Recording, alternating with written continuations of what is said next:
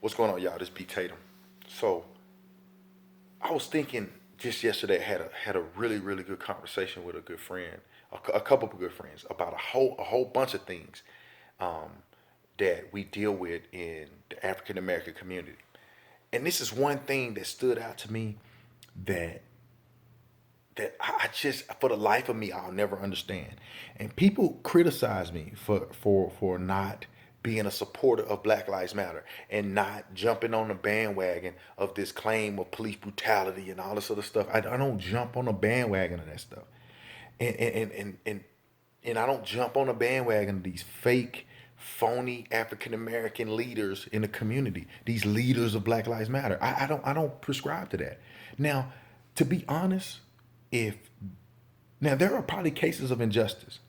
If they would identify cases of injustice, isolated situations where they can unequivocally prove that there's a case of injustice or racial bias, and if they focused on those, and if they really focused on black lives, not only when police kill black people, but when black people kill black people, when black people are struggling with recidivism and drug use and drug dealers and not snitching, if they were focused on those things, and if they put that in the forefront, and they created a rhetoric around legitimate situations, I would be a supporter of Black Lives Matter. I have a Black Lives Matter t-shirt on right now.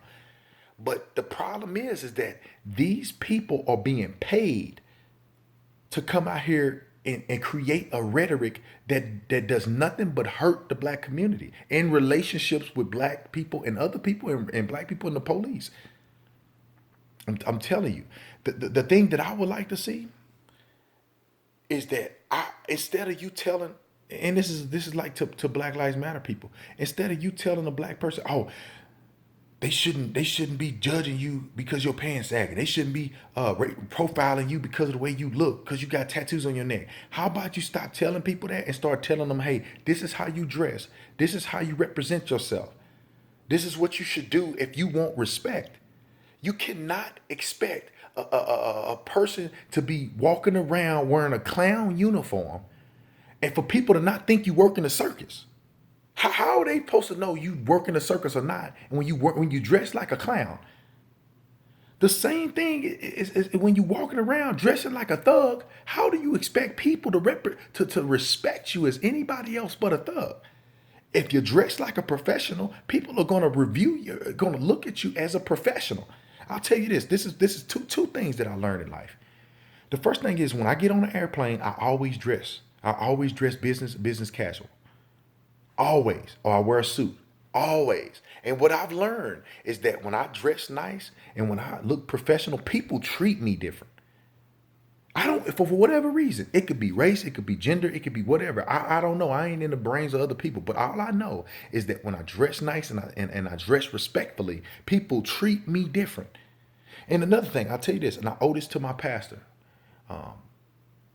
When I was doing the Census Bureau, I was a enumerator. I used to go to door, knock on the door, make sure they do their Census Bureau packets. My pastor told me, and I hated tucking in my shirt, and I didn't want to dress. It's 115 degrees in the summertime, and I didn't want to wear nothing but a t-shirt and shorts. He said, let me tell you something. You're different than everybody else. Your expectation from you is different than everybody else. You dress up, you tuck your shirt in, and you dress nice every day you go to work. I did that. And you know what? People were calling my supervisor, telling them how nice I was, how respectful I was. They ended up promoting me, and I was a supervisor. At but I was early 20s, supervising people 40 and 50 years old, telling them what to do because I was professional. Instead of telling people, "Oh, crack your window. The police can't do this when you do that." No, tell the person, "Well, this is how you avoid conflict with police. When they pull you over, you put your hands here. You have your driver's license ready. You have your registration and insurance ready in the same spot, so you're not digging and reaching and doing all this extra stuff that can get you in a bind. These are the laws. This is what you can and cannot do. This is what Miranda rights are read for. This is the difference between being detained and arrested. This is the difference between a consensual contact and a lawful stop. This is what you should and shouldn't do when you're contacted by the police.